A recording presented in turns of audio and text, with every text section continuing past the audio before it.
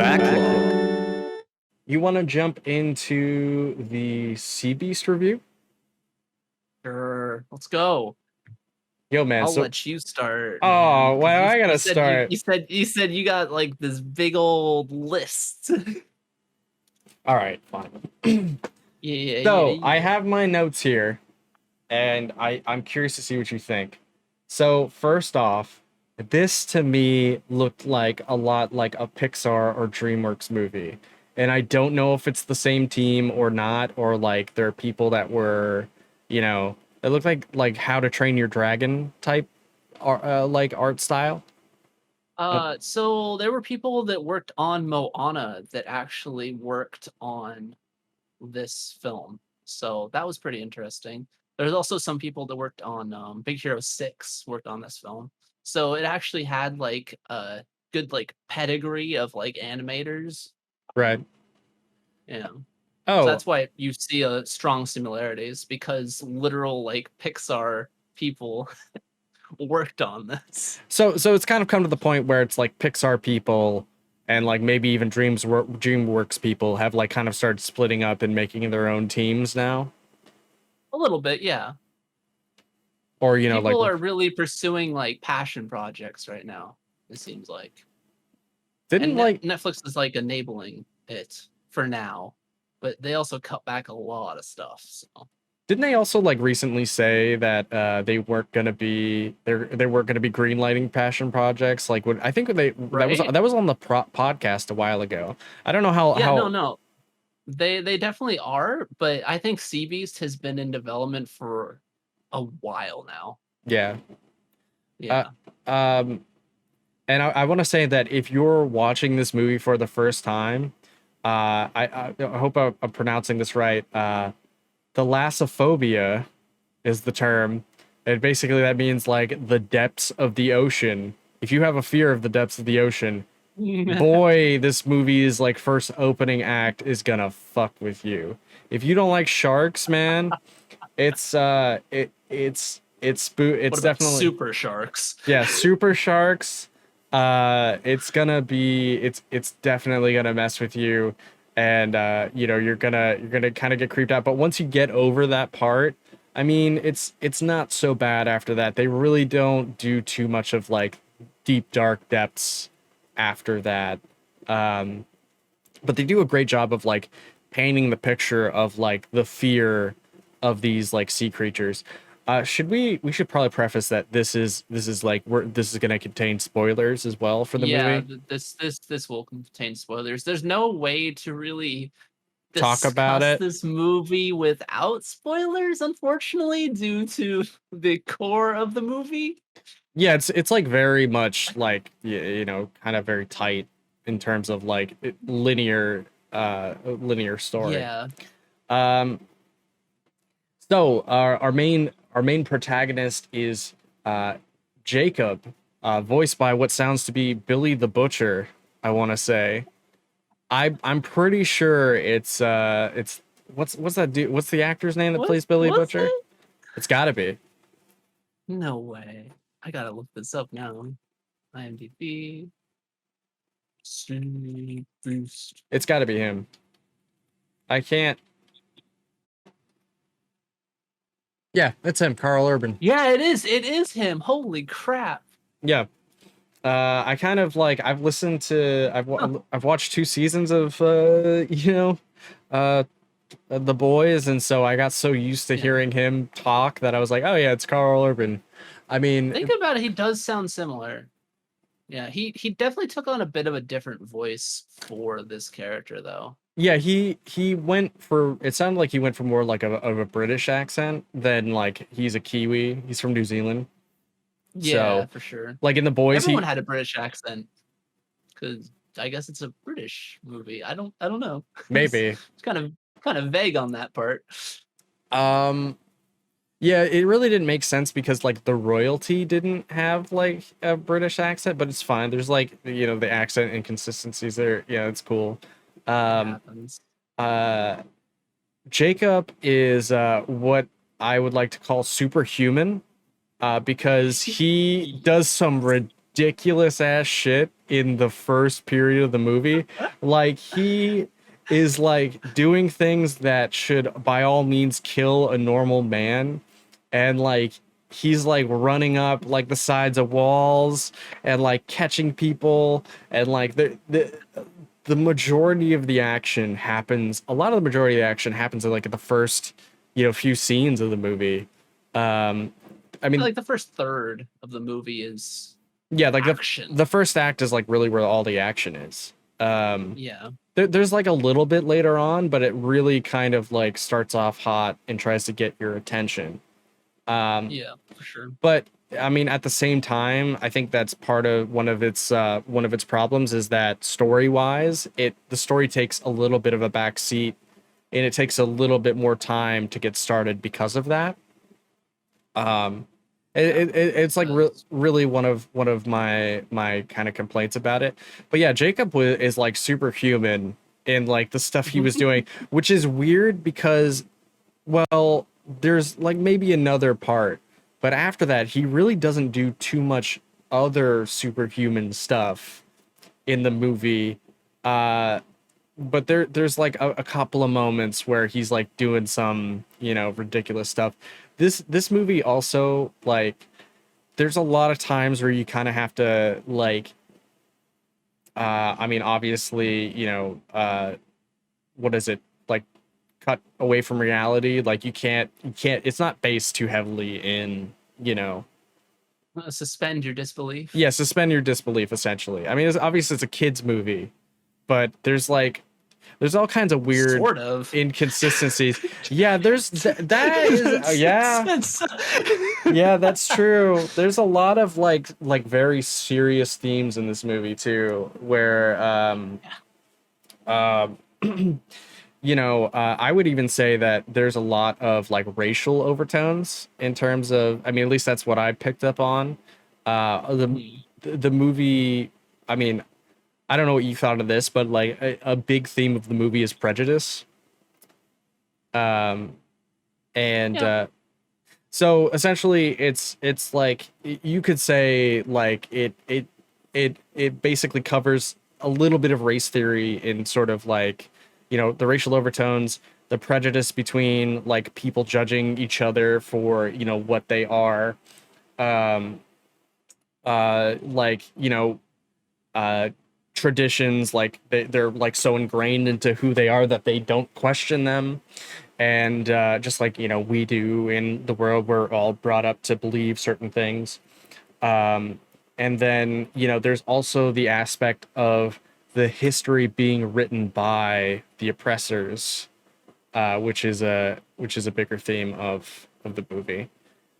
Oh, looks like we have a special guest here temporarily. Wondering if it's Quintessence brother.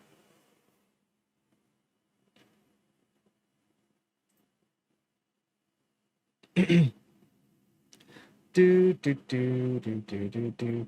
Let's see. We're gonna have to have like a little bit of an intermission here.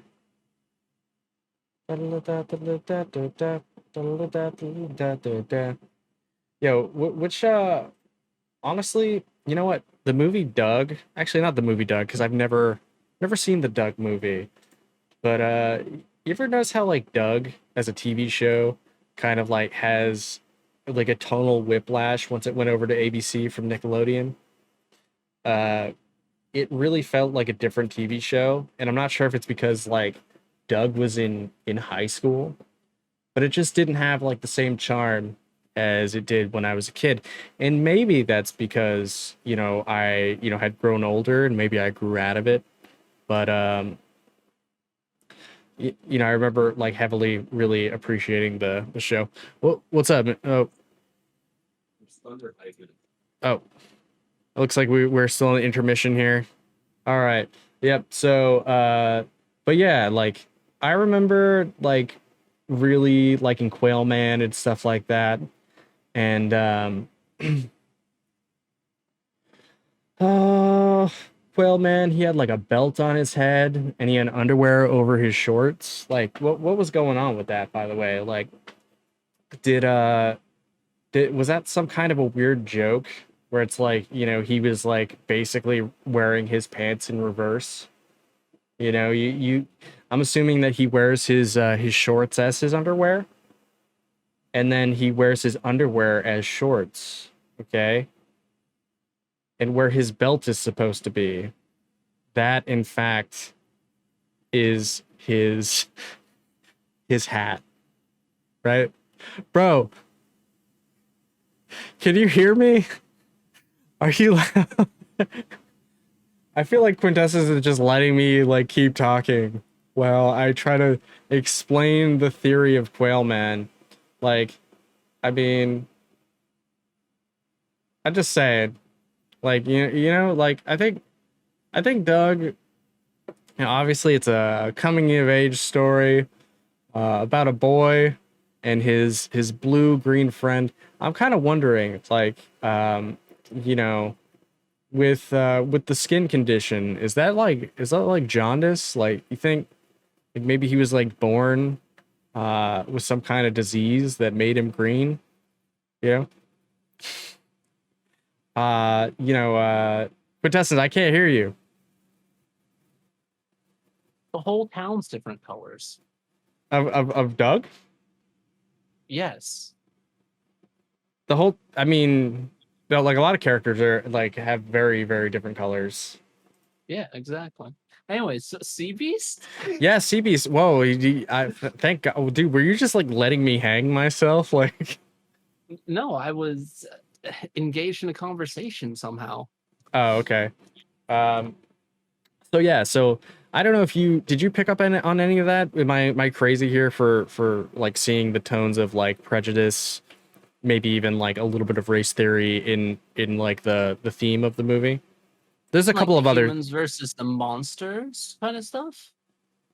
Uh, yes, yeah, that's kind of Because how. outside of that, there's not really any like we have characters of all different like races and such, but they all like work together and there's no real prejudices outside of between the monsters and the humans.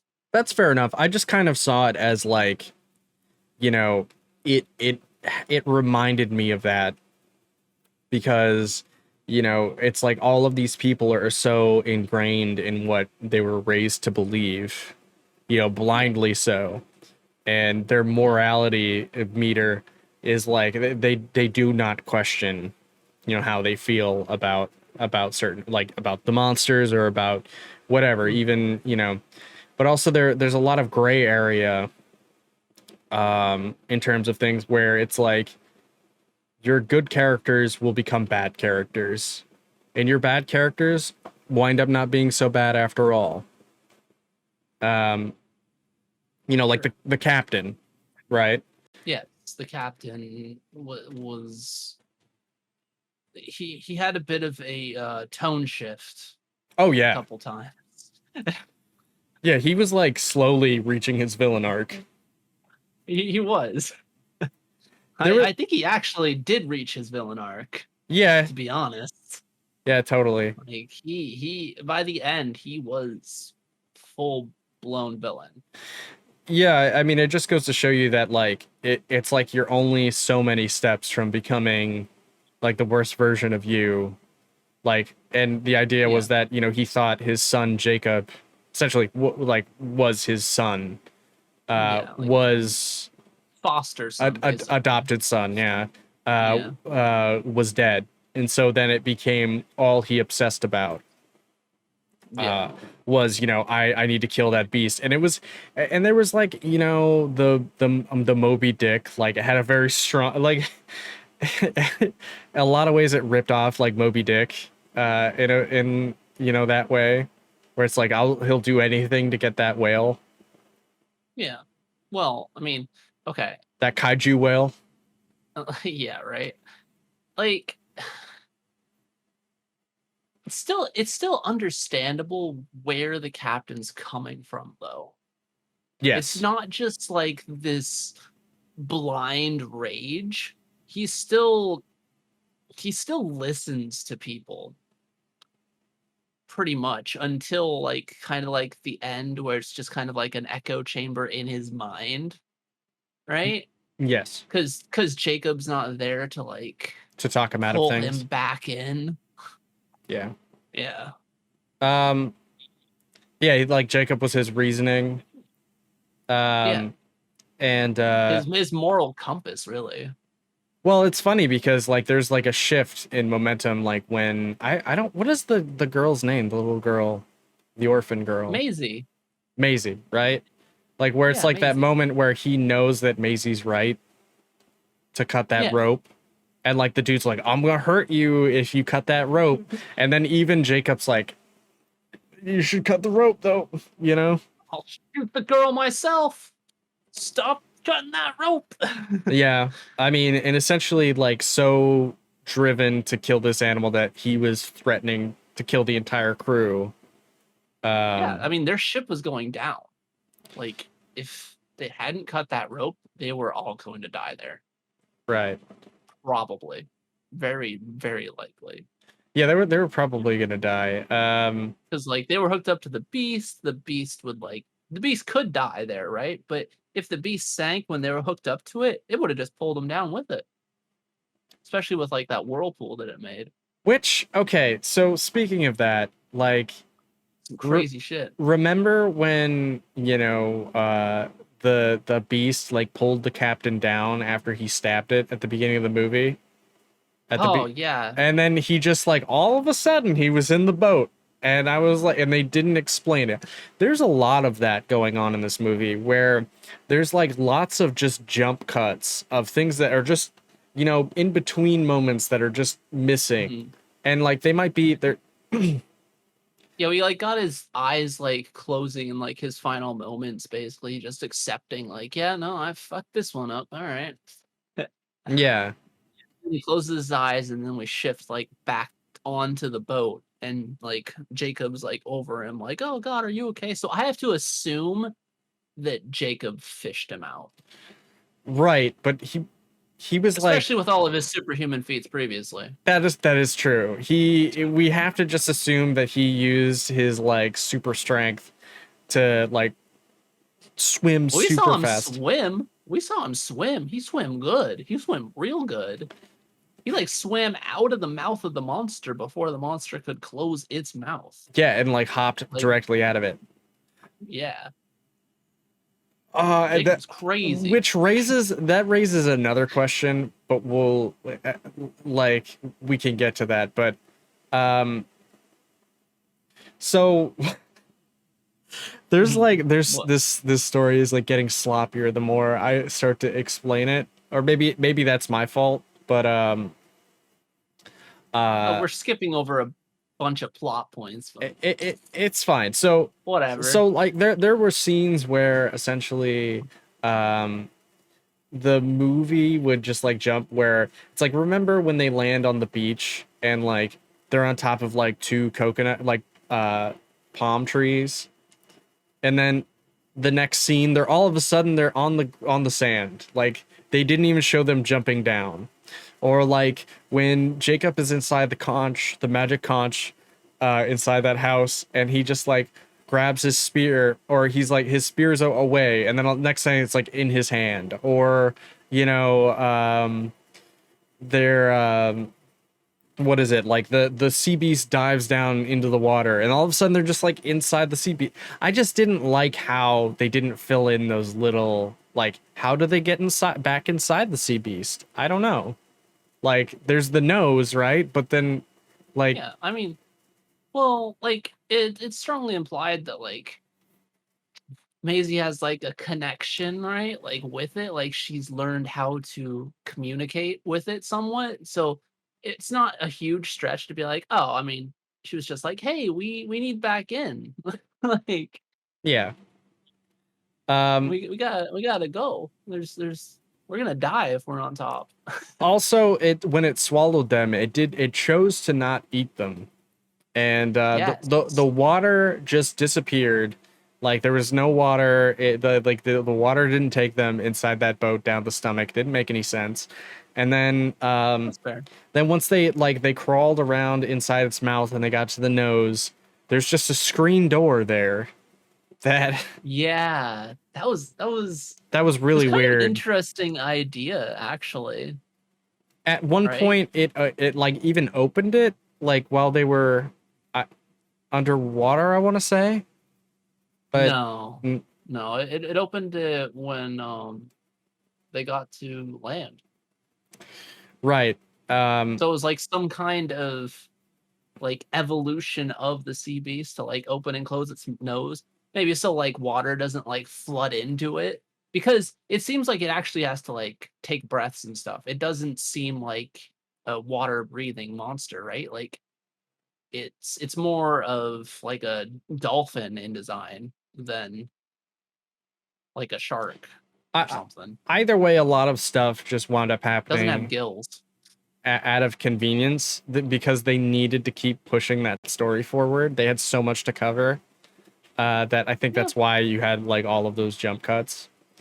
Well, I felt like it was things that didn't really need to be animated for the most part, right? Like if they could just save some money by having them not animate like him picking up the spear, or Yeah. not have them animate, because obviously he can get down from the palm tree, because we actually saw him get down from the palm Yeah, but tree, and her then though? like, oh, he could have helped her. They still had the rope. No, she threw the rope down. I Yeah, think. but he could have thrown the rope back up to her. Yeah, but that's what I'm saying is it's like it's little things like Yeah, that where it's like, oh, they like teleport a lot. yeah. But I don't know, anyway, it didn't really bother me overall. I just kind of saw it as like cost saving little like, I don't know, almost pointless animations taken out just to save money. mhm. Yeah. So I don't think this had like a giga budget. Right. Oh, I mean it's fine, but so all right, so where should we start from here? Should we go to the next part where like, you know, obviously they find out that the beast is sentient. Does it eat people? Does it not eat people? That's kind of a like something that's not explained. Um is it good? Because it definitely like it, does it only attack So when it's provoked out of survival? I'm assuming that's it, but it does seem like that, because like it seems to be able to like, for example, like smell like gunpowder and stuff.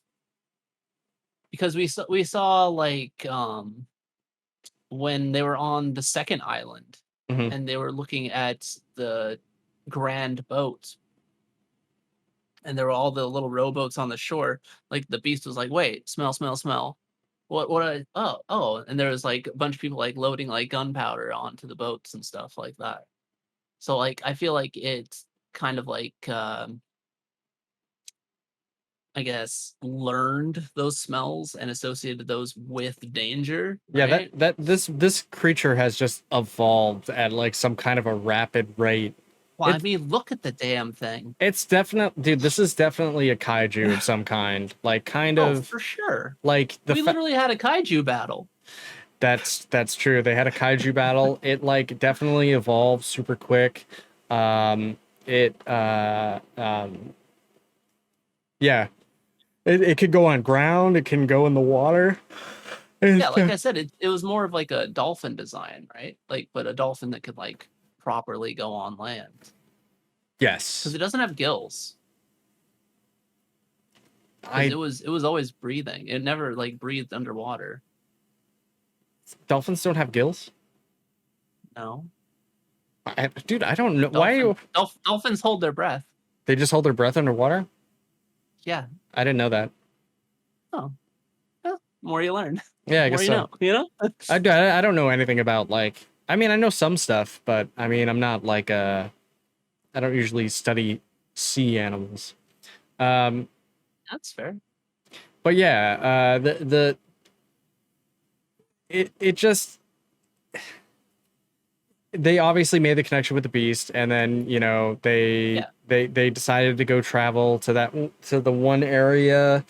Um, of course, they're having the competition between the Royal Army and the hunters, and like the Royal Army's a bunch of like pushovers. And honestly, that whole plot with the Royal Army really doesn't go anywhere.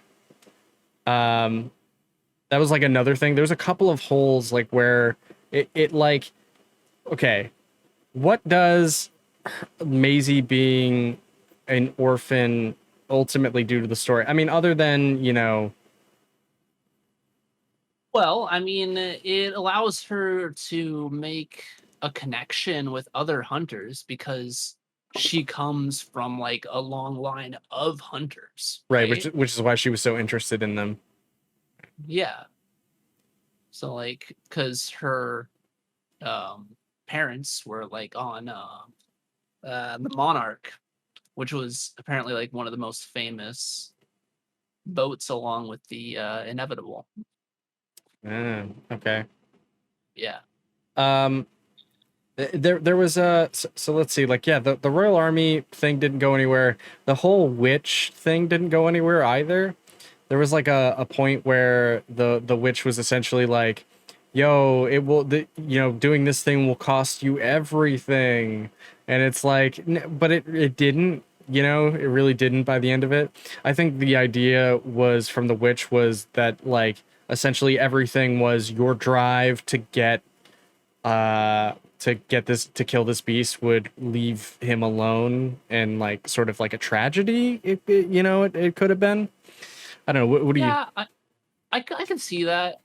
Um, I kind of saw it as at the end of the movie, the captain basically has lost everything. Yeah, that's what I'm saying. Like his crew betrayed him. He alienated everybody. Yeah, he alienated everyone. Like the witch's prophecy did come true, like in a sense. Yeah, but like it all worked out for him though. Like he's okay. Allegedly. I mean, Unless, we don't really know. yeah, I guess that's true. There is no real follow up to that whole story. Yeah, it's just kind of it's left more open ended. Yeah. They're like, oh right, we are like a family picture at the end of the day, so you know. Yeah, I kind of have to like push things along. I don't know, man. What did you think? What I feel like I'm jumping around a lot with plot you points. you are jumping around a lot, but like the movie jumps around a lot, right? So my thoughts can be fairly easily summed up by How to Train Your Dragon did it better. Oh yeah, totally. At the core of this movie, this is How to Train Your Sea Beast, right? Like Mm, it follows very, very similar like plot points, hmm. like along with like the tradition, the not understanding the other species, Yeah. hunting it just because your ancestors hunted it. Like it hits a lot of the same beats. Yeah, that's true. Yeah. I don't think it's a bad movie still. I still enjoyed the Sea Beast. But like, it's just a lesser How to Train Your Dragon to me. Like that's the best way I can sum up this movie. Yeah, It hits so many plot points that How to Train Your Dragon hits that it feels like a little bit of a cop out. I do. Okay, so it also like reminds me of Moana a lot. Is it Moana? Is that the name of the movie? Moana? Yeah, like just being at the ocean and like whatever, Oh, sailing I mean, yeah, around. that makes sense. Um, I don't know. I feel like the movie was so breakneck that I was like just writing notes, and I didn't quite have time to elaborate. But I don't know. I don't necessarily want to break down the entire movie. I want to spend a good time on. That's fair. I want to spend a good amount of time on the movie. And obviously, I think at the end of the day, if you think that this, my pitch of the movie is confusing, you should probably go watch it. It's on Netflix. That's fair. So I think the movie has a lot because it's going so fast. I think it has a lot of problems. I would have liked to see it slow down and like Mhm.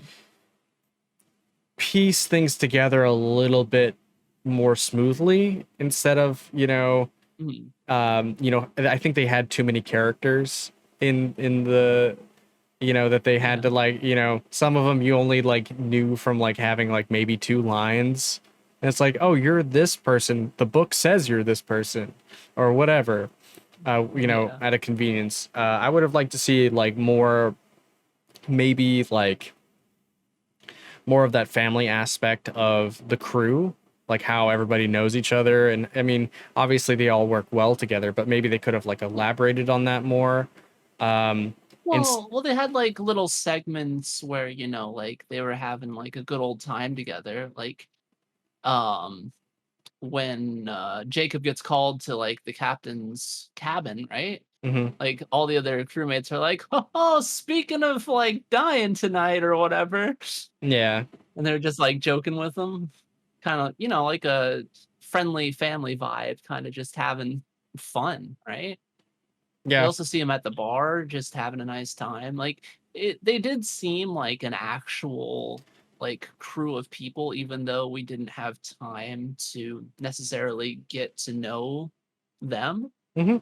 But this was still a 2-hour movie, by the Yeah. way. Yeah, it was still a 2-hour movie with a breakneck pace. There was a lot going on with this movie. The other thing too that I meant to mention was that like Yeah, there's the whole, like, of course, there's good characters and then there's bad characters, right?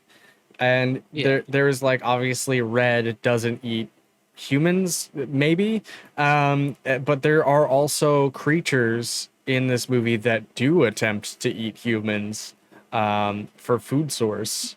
So it's like, are they all sentient, or are they just, uh like the crab is just gonna like, the crab rises out of the water and just tries to munch on Jacob, and obviously Mhm. Red has to save him. Yeah. But yeah, I always thought it was kind of weird. It's like, but I do like the aspect of like, obviously, you have the there's a lot of moral gray area Yeah. between Well, they everyone. also did quite a bit of show and not tell, but between the interactions with Maisie and Red. Like, for example, when the boat's like getting like pulled under, right? And the captain's like, "Oh no, we can't cut it. We're gonna kill Red here and now," right? Hmm. Like Red sees Maisie cut the line and knows, like, "Oh, you helped me," right? Right, that was like the beginning of the trust. Yeah. That's when she's like, "Wait a second. Maybe they're not crazy." And then Red returns the favor and helps them. Hmm. Yeah. So, like, I don't know. It was an interesting movie. I almost feel like it could have been 2 movies. As odd as that Yes. sounds, Yeah. Yeah, that's fair. like, I feel like it literally could have been, like, 2 movies with, like, one setting everything up and then another to finish everything off. I think I mean, maybe the second one they could have done more with the Royal Army, and like, Yeah, because exactly. They other, would have been able to expand. yeah, like other than the one Royal Army guy being kind of a douche, Yeah. you Yeah, know, we get Mr. Snooty, right? yeah. Like, okay.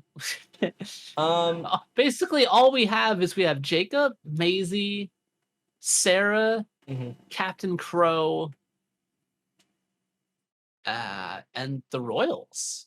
Yeah, and I mean, of course, at the end, like it finds out like, there's been this war between humans and monsters for years, and it was the Royals who started it. Uh, why? I don't remember why they started the war.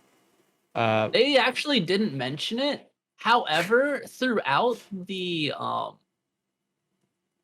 movie, mhm. they constantly mention how like, oh, this will fetch a great price. Mhm. Yeah. So I think they were like hunting them for like their parts to sell. To build armor Maybe, I don't know. and weapons. Unlikely, but Well, they're monster hunters. it's true. Sort Um, of. but yeah. Man, what do My you? biggest gripe was how easily they just believed everything the girl said at the end. Right, yeah, it was like a little girl just yelling, and they're like, "You shut up," and then she's like, I don't want to shut up," and then Yeah. I don't know. But granted, they did like so like there's some like precedence for them actually listening because she did literally stop Red in its Hmm. tracks. Uh, So like I mean, I hear you, but kind of gotta like weigh it, also, but you got to think like this trusted hunter that they've been working with for years. They were gonna put him in prison for yelling at them. Yeah. So like, Yeah. why wouldn't they put the little girl in prison? Is she the little girl? I mean, Well, because little girl, basically tamed a sea beast, right? yeah, Plus, little girl exposed like the issues with the royal family and how like maybe things weren't exactly, exactly how the royals said because there's the scene where she's looking through all the books hmm, and they all have the royal crest, meaning they were like yes, written by the royals. yep, And so it's like, oh, okay. So it's basically just brainwashing. yeah, it's propaganda. Yeah, it's just propaganda.